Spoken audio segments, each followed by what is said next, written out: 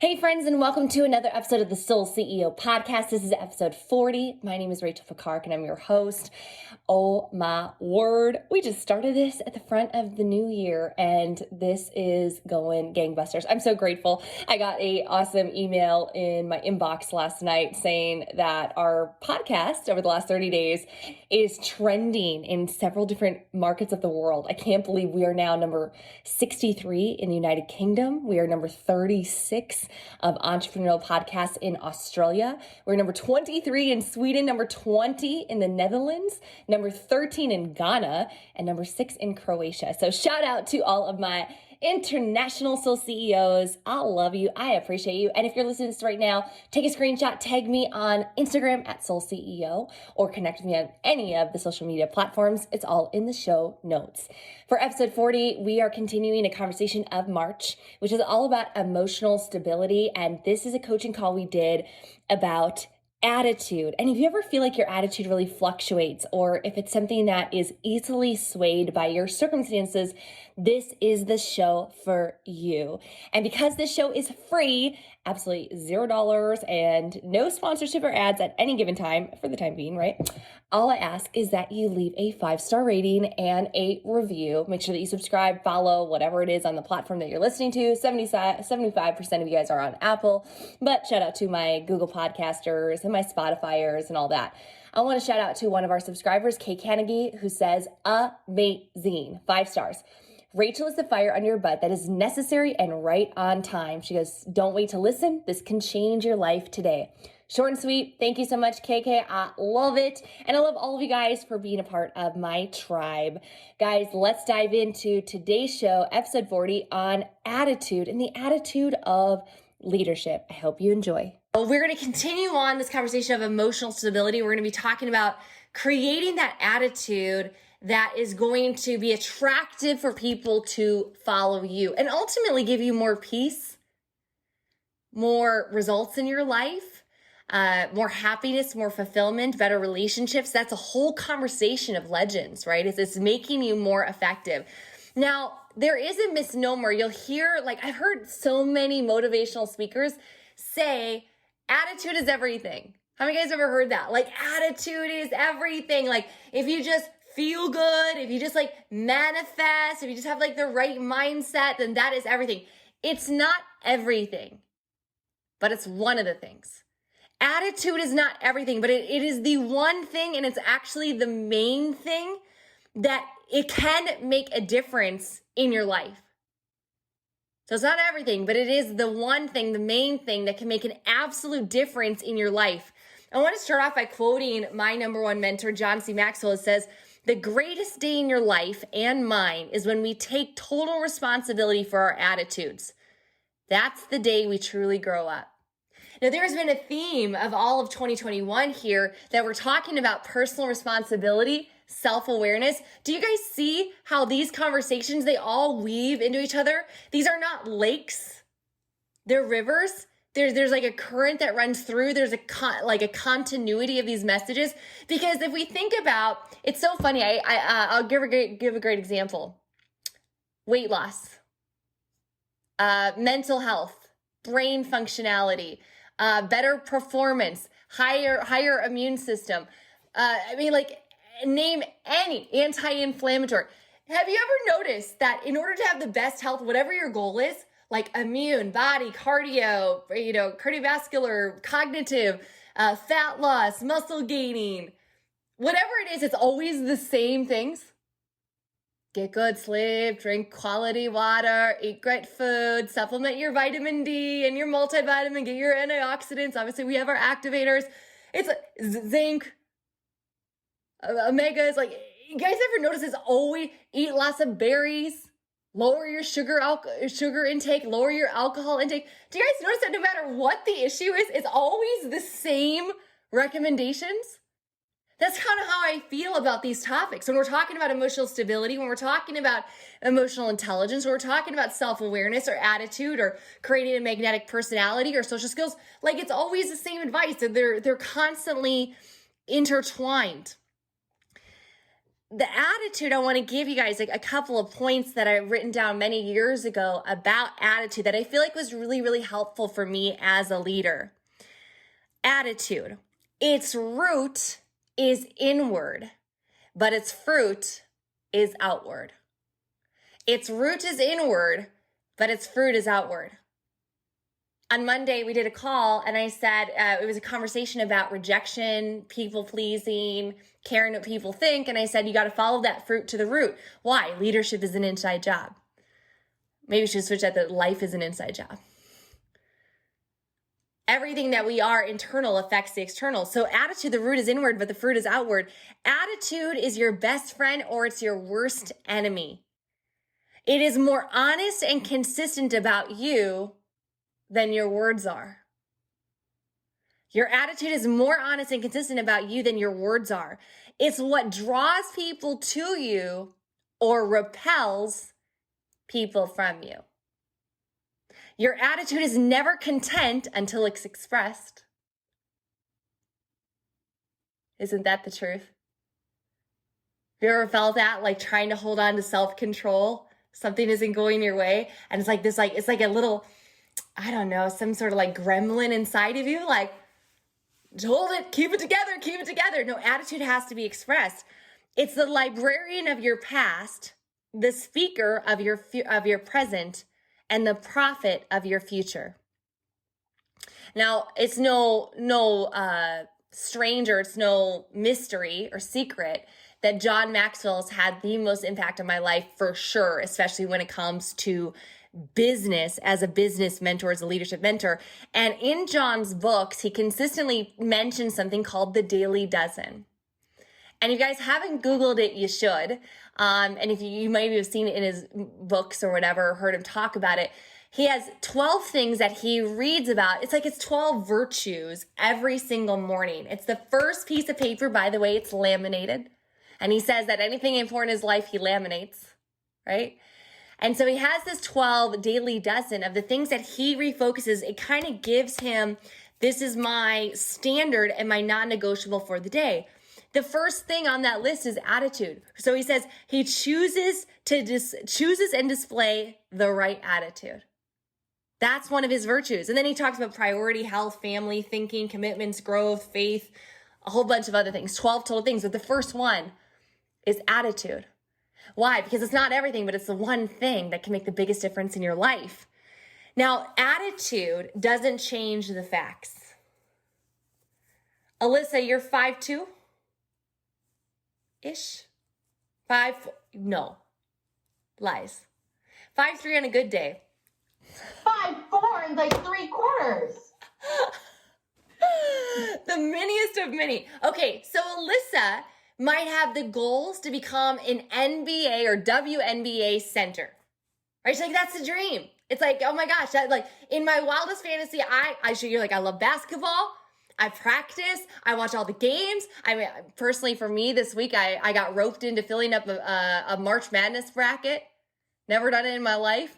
How do you guys do this? Like, Eric, tell me, how do you guys do, like, I picked the city or the state that I liked better. I was like, Oklahoma versus Tennessee. Oh, okay. Boomer Sooner. I don't know. I'm like, USC. I hate USC. Or who's playing USC? So I picked that other one. I have no idea. But if you think about it, Alyssa at 5'4", and you want to be a basketball center, as good as your attitude is, like, I'm going to do it. The facts are the facts. Like, I'm sorry. It is absolutely never going to happen. And the truth is in life is like, we're going to have circumstances that come against us. We're going to have obstacles in front of us. We're going to have shortcomings either physically or, emotionally or capacity wise. It doesn't, attitude doesn't change the facts. Attitude doesn't replace even personal growth. Having a good attitude doesn't replace the skill set or the mindset. But what it does is it can control the gremlin inside. Attitude has the ability to put you into, write this down, self-control. Your attitude, when properly manipulated, properly constrained, properly worked on and developed, It can give you a sense of self-control. I love this quote. I cannot control what happens to me, or I cannot always control what happens to me, but I can control what happens in me. I cannot always control what happens to me, but I can control what happens in me. When I was nearly 16 years old, several of you guys have heard the story that I developed a insanely aggressive, acute version of ulcerative colitis. And it was so abrupt. I went from being diagnosed with mild ulcerative colitis that 6 weeks later, literally fighting for my life in Children's Hospital in Milwaukee, Wisconsin. I mean, I was on the brink of death when they rolled me in. I don't remember this. I hear the stories. They rolled me into emergency surgery on December 26, 2000, and they did an emergency colectomy and removed all 6 feet of my intestine. For 2 months, I sat in the hospital, dozens of surgeries, tons of complications, everything you could possibly imagine went wrong. It did. I remember I got down to the weight at my height, almost 6 feet tall, of 112 pounds. So, I mean, I looked like an albino Ethiopian, like just the tiniest little thing, before my mom basically pulled me and dragged me and coerced the doctors to take me out and to bring me home because she knew I wasn't going to survive if I stayed another day in that hospital. And it was how, looking at that situation, I got a lot of praise that people were like, wow, you're so strong, or, wow, you're 16 years old, you're losing most of your hair. I had an ostomy bag, so I literally would go to the bathroom inside of a bag, and I'm like a teenager. You can imagine how awesome high school is. Most people are worried about like acne. Here I'm like losing my hair on these immunosuppressive drug, going poop in a bag. But there was a sense of just unbelievable gratitude, just the fact that I was alive. And I think it was, Mama Sita, it was part of the way you raised me, it was part of the way that Dad raised me. Nobody's ever perfect, but to really focus on what I can control. Like, you can choose to be a whiner or you can choose to be a winner. And so often in leadership, you have a choice when things are hard. You choose your attitude. I didn't control what happened to me in that, but I could control what happened inside of me and how I responded and how that kind of came out in my language and my attitude, in my actions and behaviors. You can lead or you can moan. You can't do both. You can lead or you can moan. You can't do both. And I think that there's a lot of historical figures that we look to that have phenomenal attitudes. Last session, we talked about Nelson Mandela. Mandela's way. He had a phenomenal attitude. There are so many other ones as well. You look at, whether it be Napoleon, you look at even more recently, the last couple of centuries, Abraham Lincoln. We remember these and we look to these massive historical figures that made a difference. And you know what? I don't think that their attitude wouldn't have been so impressive had the circumstances they had been in not been so difficult. It was the circumstances and the challenges that were so it was almost like a light on their positivity, on their stability, on their vision, on their forward focusedness. Like if Abraham Lincoln had not had the wherewithal, the passion, the values to initiate the fight against slavery and the Civil War, would we have him on the $5 bill? Would he be still revered as one of the greatest presidents? Or would he be like one of the many? I mean, think about it. We had 46 presidents now. Can you name all of them here in the U.S.?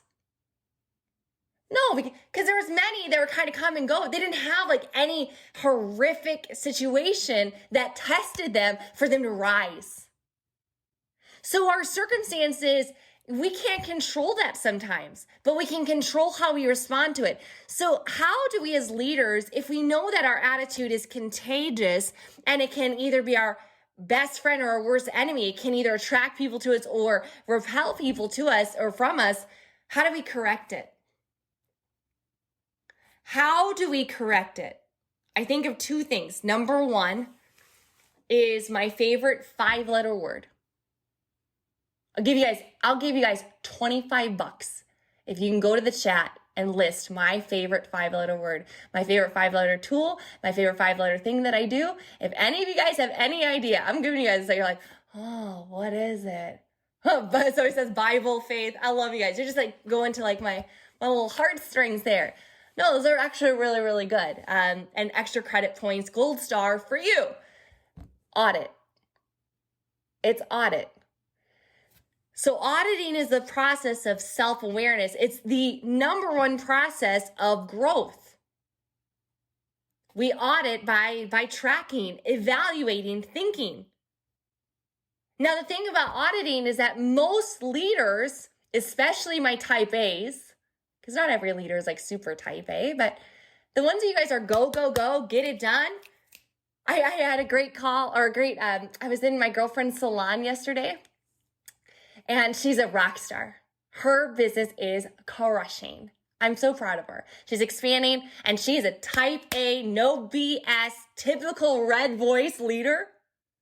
And she's got a phenomenal amount of employees. She's now expanded into like medi spas, and like she's doing that sort of, not just hair, but she's doing like injections and hormone therapy. So she's got like the medical side and then the spa side.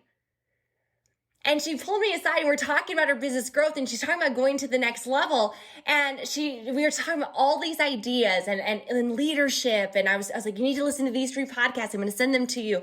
And it's an inside job. It's a culture thing. How do you create culture, Rachel? I'm like, well, let's talk about it. And she's like, these are all ideas, but I don't have time to sit and think about ideas. I was like, of course you don't feel like you do, because you just want to go, right? She's like, yeah, I just want to go. I just want to get it done. I was like, sometimes you need to stop and think. See, 2% of the population thinks, 3% of the population thinks that they think, and 95% of the population would rather die than think. Some of you are like, they don't even be alone in their thoughts. They're so ADD, like they can't even think. Like, guys, it is good to sit down and to audit. What do we audit with your attitude? Well, I think we have to audit our feelings. Our feelings are probably one of the best, easiest things to audit. They're right at the surface level.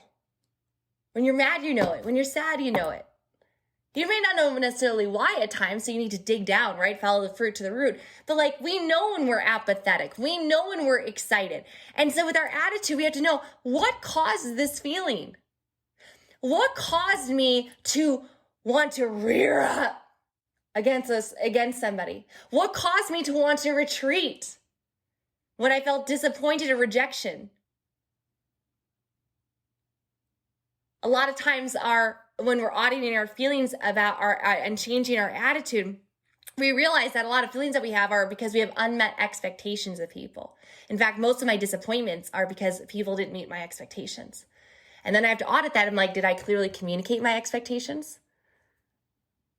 Do they know it? Or is it just something I'm holding inside? Like if I have an expectation that Tony's going to make dinner for me every night,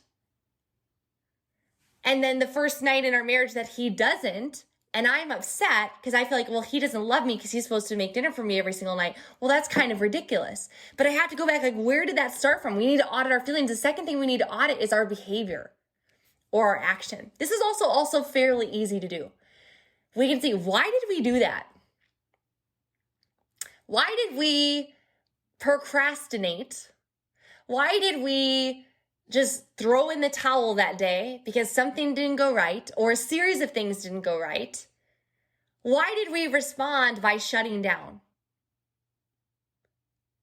So like, if we want to correct our attitude, see the times when you have when you have unhealthy behaviors, when you have actions that are not serving you.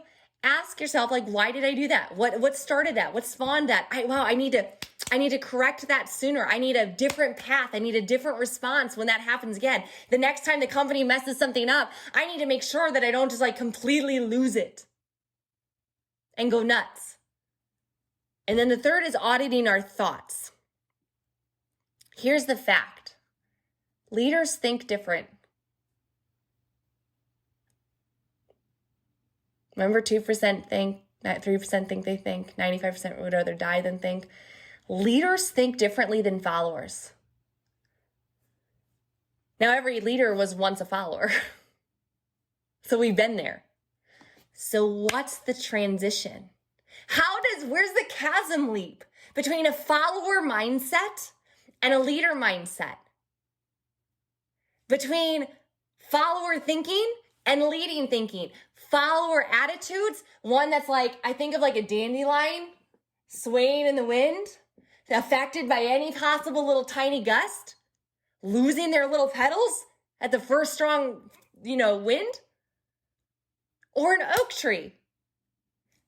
What's the conversion? What happens? It's number 2.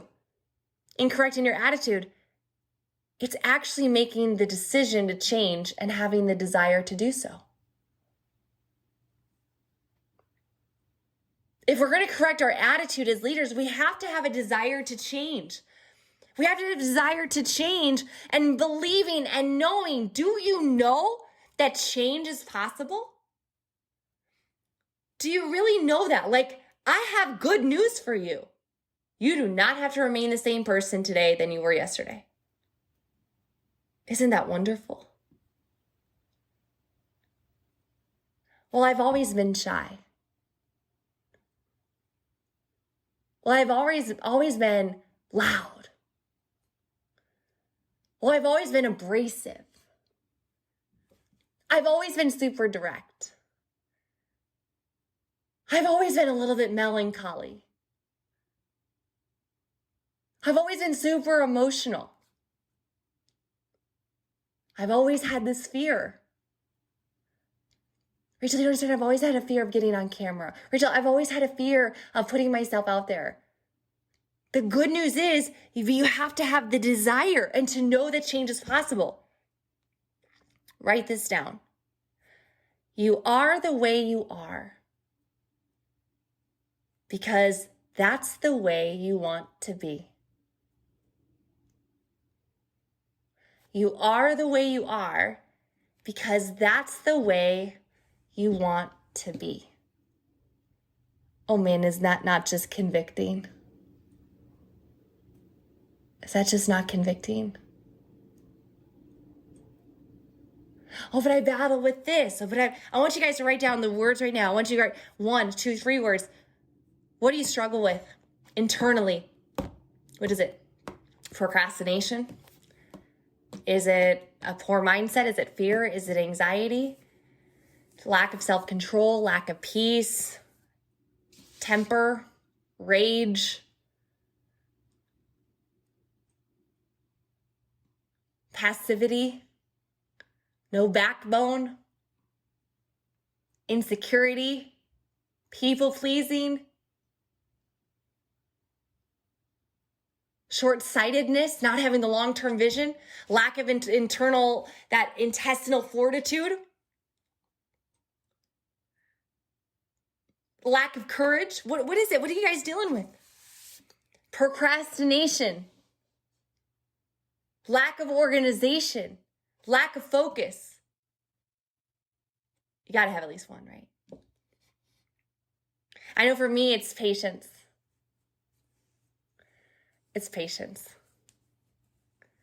And I want things to be done right.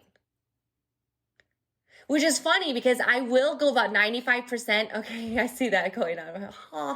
I will get 95% done with the project and then cut corners just to get it done. So it's really funny. The thing I hate about myself is what I hate about others. That's the mirror principle, right?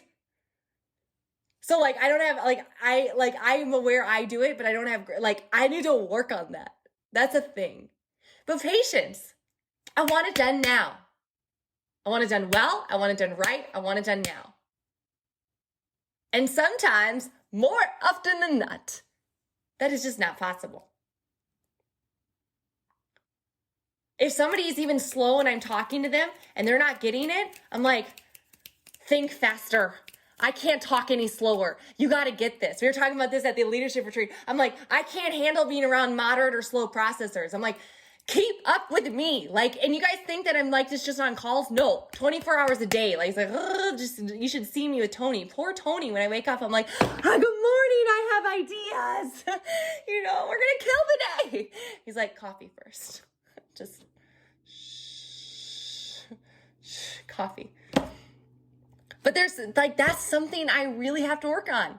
We are the way we are because that's the way we want to be. Here's another one. You cannot complain about what you permit. We're going to get in more into boundaries in a future training. If that's something you guys want to get into, is like how to actually create relational boundaries with you and your team and leading and inside your interpersonal relationship. I think it's really phenomenal, especially for those that are people pleasers or can tend to be helpers or servants. You can kind of give too much of yourself, and it's just been wonderful. But you cannot complain about what you permit. And remember that it's you that gives yourself the permission of what to feel, act, and think. Thinking is the hardest to audit, right? Thinking, grabbing your thoughts, owning your thoughts, that's the hardest skill to master. But it's our thoughts that usually dictates how we feel. So it's like, at least we can catch it on the feel and then hopefully like, come back in here before we act on it. I was sharing with Mel today. Mel, they had crazy storms going through Arkansas. Harper is 6 years old, and she struggles with fear of storms, like most kids, right? They're terrified. Thunderstorms, tornadoes, all that sort of stuff. And it was so cute. She brought Harper to work today at therapy, and so she's a speech pathologist, and I get a picture of Harper, and she's all curled up in a ball, like covered in a blanket, like has her like flashlights, and like she's just like ready, like bracing for impact of the storm. And I said to her, listen, full warning and disclosure, I know nothing about parenting. So I'm about to give you some advice, and I absolutely have zero moral authority here, but I do know psychology. And I said, one of the things that she can do is she can change her state, her physiology. And it can, because right now she was in a fear, slumped over kind of movement, like protected, trying to seek comfort. I said, well, maybe it'd be better if you guys throw in some music, she could dance. Maybe she could do like work some moves or do some cheerleading or paint or draw. And then, one of Mel's therapy kids came, and then, little Harper was playing little therapist. So it was really great. But it's like, sometimes you just need to change your state. I have a bed behind me. How many of you guys ever struggled with depression? All right. I see a few of you guys. Raise your hand. You can drop one in the chat. How many of you guys have ever struggled with depression? Fear, anxiety, depression. Depression specifically. What do you do when you're depressed?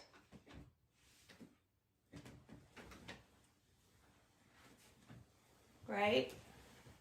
Like this, right? Is this not the exact fetal position display when you're depressed, right? Raise your hand. Is this not it? Is that exactly it? It's almost impossible to feel happy when you're laying in a fetal position. It's almost possible to fight those feelings of depressiveness and feeling down when you are doing that. Now, what happens when you get up and let's say you have like a rebounder and you start jumping up and down, or you're doing jumping jacks? What happens? You're doing, runners or all those things. Movement, energy. I'm not saying I don't have empathy for those that go through depression. I understand there are things that are medical, there are things that are chemical, and there are things that are spiritual that happen. This is why I recommend everyone gets a therapist.